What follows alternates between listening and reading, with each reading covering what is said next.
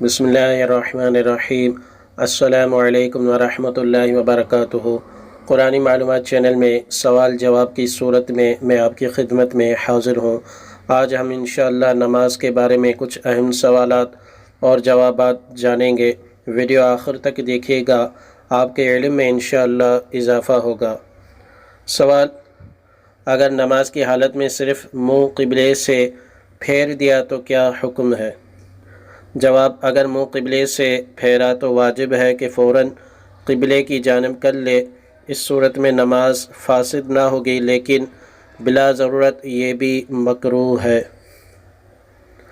سوال: ایسے کپڑوں میں نماز پڑھی جس میں بدن نظر آتا ہو تو نماز کا کیا حکم ہے؟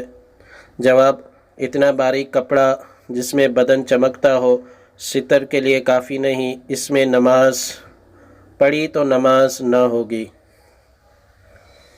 سوال: تصویر والے کپڑے پہن کر نماز پڑھنا کیسا؟ جواب: جاندار کی تصویر والا لباس پہن کر نماز پڑھنا مکروہ تحریمی ہے۔ نماز کے علاوہ بھی ایسا کپڑا پہننا جائز نہیں ہے۔ سوال: کن مہینوں کا چاند دیکھنا ضروری ہے؟ جواب: 5 مہینوں کا چاند دیکھنا واجب کفایہ ہے۔ پہلا شعبان، دوسرا رمضان، تیسرا شوال، چوتھا ذی القعدہ، پانچواں ذی الحجہ۔ سوال: الحمد کے بعد سورت ملانے میں تاخیر ہو گئی تو کیا سجدہ سہو لازم آئے گا یا نہیں؟